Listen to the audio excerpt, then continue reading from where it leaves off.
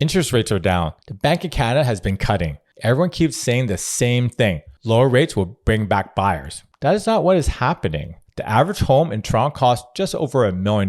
The median household in the city earns about $136,000. You need $232,000 in household income to qualify for that average home. That is a $95,000 gap between what people earn and what the bank requires. Rates are not the problem. The math is. In this video, I'm going to break down the actual numbers, what it costs to buy at every price point in Toronto right now, why rate cuts are not fixing affordability, and what this means depending on whether you're trying to buy your first home or move up from a condo. Let's get into the math. Let me show you what the income requirement looks like right now for each type of home in Toronto. A condo at the current average of $627 requires roughly $135,000 in household income to qualify. The median household in Toronto earns $136,500. So the average condo is the only property that the average household can just barely qualify for. And that is before we talk about what it actually costs to carry it. A townhouse at $931,000 requires about $195,000. A semi-detached at just over $1 million requires $220,000. And a detached house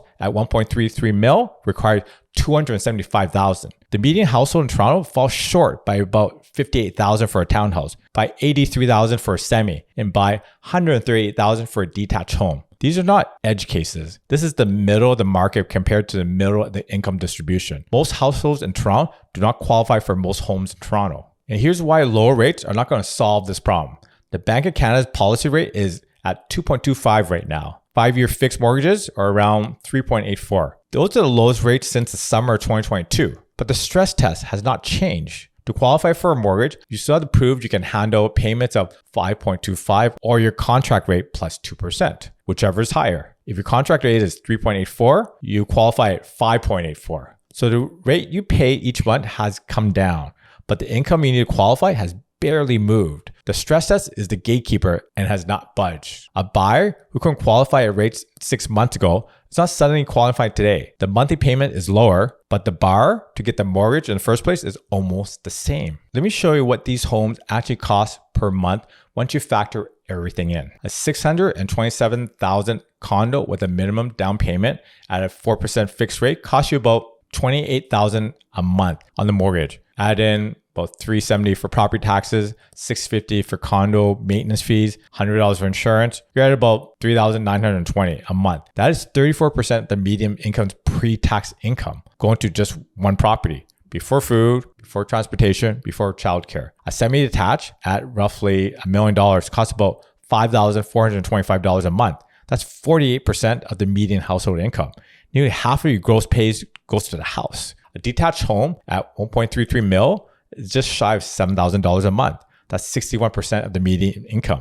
At that point, the numbers do not work for most households. Again, we're talking about the median income. And this is before you get the keys. There's a cash barrier that stops people before they ever get to the monthly payment. Toronto is one of the only cities in Canada, lucky us, with a double land transfer tax. You pay the Ontario provincial tax and the City of Toronto municipal tax. On a $627,000 condo, it's about $12,500. On a $1 million semi, it's about $22,000. Add the minimum down payment and the legal costs, and you need about $53K in cash for a condo, $104,000 for a semi, and $142,000 for a detached home. If the median household saves $10,000 a year, it takes over 5 years to save enough for a condo, over 10 years for a semi, and that assumes the prices don't go up while you're saving. National Bank published data showing that it takes a median Canadian household over 25 years to save a 20% down payment on an average home. 25 years. If you want to actually understand what is happening in the Toronto housing market, not the headlines, the actual math, hit subscribe. I break this down every week. Okay, let's get back to it. This did not happen overnight. Since 2016, the average home price in Toronto has increased roughly 28%. Household income over the same period has gone up about 37%. That sounds close, but the absolute numbers tell a different story. In 2016, average home was around $730,000 and the median household income about $100K. Today, the average home is over $1 million and the median household income earned about $136,000. In dollar terms, prices went up $280,000. Incomes went up $36,000.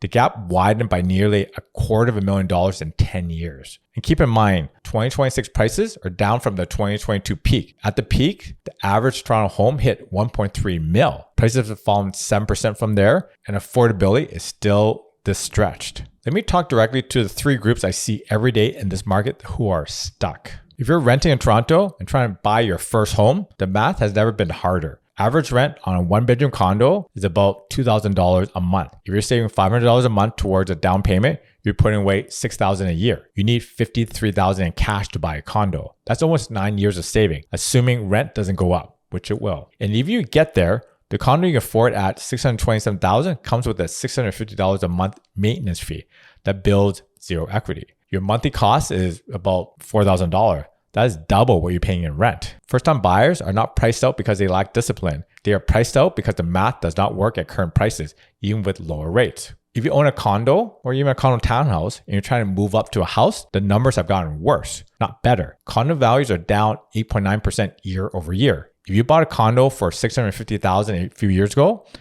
might be worth $590 today.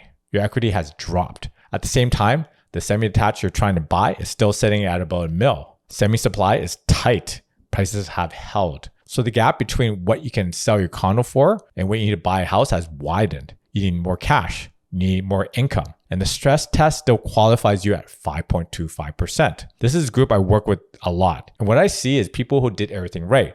Bought a condo, built equity, planned to move up, and the market moved against them. If you're ready to own a home and you want to sell, you're watching the market and waiting. Active listings in GTA are at about 19,000. Days of market, 54. That's the longest in over a decade. Your neighbor listed 3 months ago hasn't sold. And here's the part that keeps sellers stuck. If you sell your $1.3 million home and you want to buy something else in Toronto, you're re-entering the same market at the same prices. The double land transfer tax alone on new purchase is about $28,000. So sellers hold. They don't list. New listings in February were down 17% year over year. Sellers who don't absolutely need to sell are staying put. That keeps inventory lower than it should be, which keeps prices higher than they should be, which keeps affordability worse than it should be. The market is stuck in a loop. Rate cuts alone do not fix this. The stress test keeps the qualifying bar high. And even if the stress test changed tomorrow, the fundamental problem is that home prices in Toronto require income that most households don't have. Prices either need to come down significantly further, or income needs to rise dramatically, or the rules need to change. Those are the three levers. Prices are coming down slowly. The average is down 7% from the peak, but to keep the average home within reach of the median household, you would need a further 30 to 40% decline. There's no credible forecast calling for that. Incomes are rising, but at 3 to 4% a year. It takes decades to close a gap this wide. Policy changes are possible. The insured mortgage limit was raised to $1.5 million in December 2024. 30 years amortization are now available for first-time buyers. Those help at the margin. They do not solve a $95,000 income gap. The average home in Toronto costs over $1 million. The median household earns $136,000. The stress test requires $232,000 income to qualify. That is a $95,000 gap that rate cuts cannot close. Lower rates help with the monthly payments. They do not help you qualify. They do not help you save the down payment, and they do not bring the price down to where people actually can buy. That is the math. Until the math changes, most people in Toronto cannot afford a home. Thanks again for watching. See you soon.